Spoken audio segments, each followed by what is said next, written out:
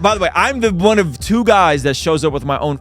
So I'm like, yeah, I got my own 19. So the whole time, this man out here looking like he got his firearm training from World Star Hip Hop. I mean, he's like leaning back. He's like, hey! He's like yelling at the targets every single time he's about to shoot him. If he pulls this back and there's a bullet that falls out, I'm gonna be hot. I'm gonna be so embarrassed. Ruslan. We got an opportunity with some friends of ours that we're building a relationship with. They invited us to go shoot with some Navy SEALs. Okay, now these guys, real deal. Okay, I'm talking about multiple combat tours. I'm talking about away in places like Afghanistan, Iraq for 300 days out of a year. These guys were intense. And they were like, yo, do you want to go with us to shoot firearms? Now, you guys know me. I'm a 2A guy. I own a firearm, but I'm not very good at shooting. And I got some misinformation that I'm going to talk about in a second. I want to know what this misinformation was. Got some misinformation. When we went, what happened was we started doing all these drills, right? Now, we talk about dominance hierarchies and Jordan Peterson. It's very clear and easy to see that Ruslan was at the bottom of this dominance hierarchy. Okay, I was at the very, very, very, very, very bottom. Okay, I was at the very, very, very bottom. I mean, first of all, these guys are doing like, yeah, we could do this thing in 11 seconds. Ping, ping, ping, ping, right? And guess who was at the top of the dominance hierarchy in this situation? Navy SEAls. Besides the SEAls. Zach Sparazzo, ladies and gentlemen. Man. Oh, stop. This man, Zach. Oh, stop. This man, Zach. Oh, stop. This man, Zach, was like, boo, boo, boo. Rolls over, jumps over, comes up, boo, boo, boo, boo, boo, boo, boo, boo. Ding, ding, ding, ding, ding. Yo, I got Zach, that. I got that auto switch on the bro, clock. Zach was out there crushing. Hey man, we practice. He was out there crushing. This is how bad it Ruslan was. doesn't need security. I've been telling him this. Yo, yeah, and by the way, I'm the one of two guys that shows up with my own.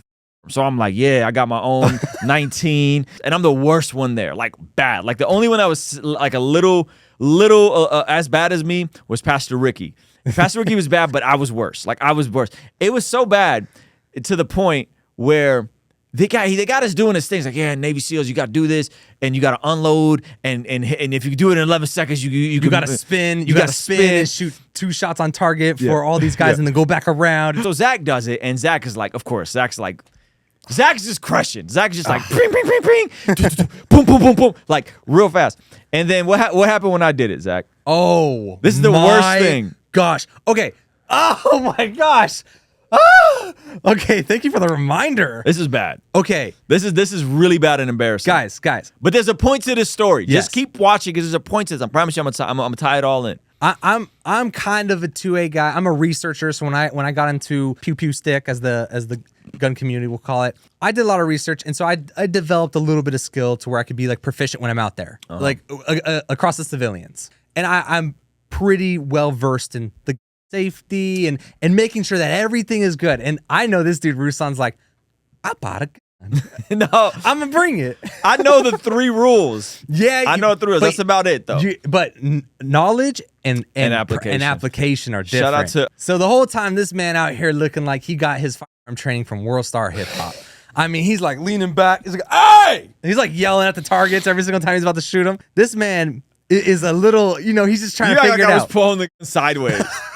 I wasn't doing that. So the whole time I'm like, I know Ruslan, when he's new at something, you're a little like just fumbling around a little bit.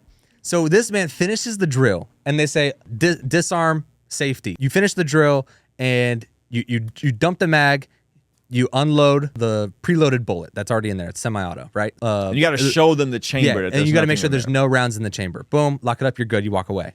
This man Ruslan drops the mag and is like, all right. Turns around, flags the Navy SEAL with a loaded. The guy goes, boom, whoa, bro, what are you doing? Why are you like, bro? You just pointed a gun at me. He grabs it. The SEAL grabs it, and I'm watching this from afar, like, if he pulls this back and there's a bullet that falls out, I'm gonna be hot. I'm gonna be so embarrassed. And he goes, and a bullet falls out, and I was like, this man just flagged a Navy SEAL with a loaded. And the guy was like, it was loaded. And like any of these SEALs, anyone should be. But especially the SEALs are like, I am not going overseas for 20 years and coming back and getting shot by some random guy at the range. I discovered a couple things. One, I discovered that it's awesome to place yourself in situations where you're the worst one there and you're learning. It is actually really good to be willing to pick up new skills when you don't know anything that's going on by highly trained professionals. Yeah. The second thing I discovered is that I wasn't good because I actually got bad information. So when I was aiming, I was missing really bad. But when I was aiming, I was instructed to do two things that they told me the opposite of. Yeah. I was instructed not to look down the barrel and to make everything line up and your target to be blurry.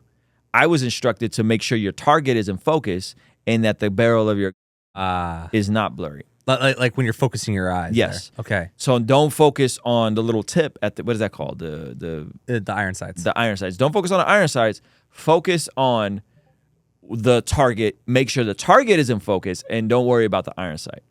And I was told you have to shoot with both eyes open, which threw me off because I was just looking and it was just double. Everything was double. I was like, how are you know what I mean? Like, so like I made the first adjustment and then like it was literally towards the end of the entire experience that I finally started actually like hitting a couple things here and I was still missing a lot, but I was starting to hit a couple of things and it just goes to show what could happen when you're not putting yourself in situations to be challenged, when you're not putting yourself in situations to learn something new. And then two, when you're putting yourselves in situations and you're working from a deficit because you actually had bad information going into the situation. Yeah. Do you know what I mean? Yeah, you have to unlearn bad habits versus just learning good ones from the start. And then the overwhelming aspect of I'm trying to think through everything I'm doing then was causing me to make very critical mistakes like flagging a Navy SEAL. You know what I mean? Yeah. Which was very like, oh my, but it's because I'm so like, let me not mess up. Let me rethink why am I, you know what I mean? And so I say all that to say the macro idea is how many times are we going in and putting ourselves in a situation where one, we're not the best person there. We're not the smartest one in the room. We're at the bottom of the totem pole. Two, how often are we willing to learn something new? And three, how often do we have to work from a deficit because we actually got bad information by people who weren't helping you at the season you were in? Meaning this, yes, eventually you want to get to a place of shooting with both eyes open. Yeah. But all three of them SEALs told me, no, when you're first starting, learn to focus with one eye closed, slightly closed, and then eventually work to doing it with both eyes open. So the people that told me you got to shoot with both eyes open, they weren't trying to hurt me or set me back. That's what they were at. They were at such an advanced level that their input actually fell short and set me back. Where what I really needed somebody is to understand how to take people from being completely bottom of the totem pole to like semi, competent, but the people that were giving me advice were trying to take me, assuming I was already competent and taking me to excellence. That's not how anything works. Yeah. And so if you think about what you're doing and you're thinking about trying to start a business, start a YouTube channel, start a career, start a side hustle, start something, you have to be okay with one, being rather uncomfortable and terrible at something. Two, you have to be really curious about who are you getting this information from. Are they speaking theory or are they practitioners? Are they too far advanced where they don't really know how to train somebody up? Are they actual teachers or are they just hobbyists that think they're teachers? Like all of these different things play a huge factor into us picking up new skills and implementing them in who and what we could potentially accomplish when we're locked into doing something that is that can help change us. And so I walked away from the situation, believe it or not, encouraged. Like I walked away from the situation like, I can't wait to do this again. Consider these things as you're looking at starting and developing new scarce skills, that it's okay to be bad at something.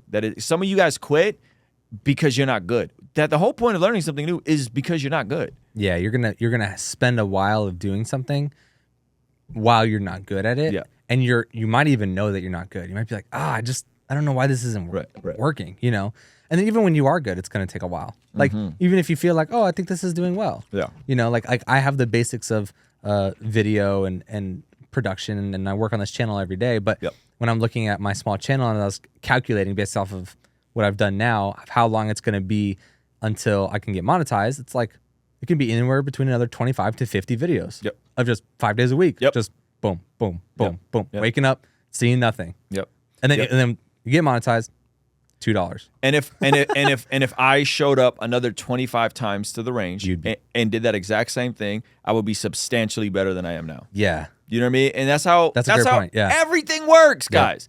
Everything works like this. Everything is just skill compounded over deliberate effort.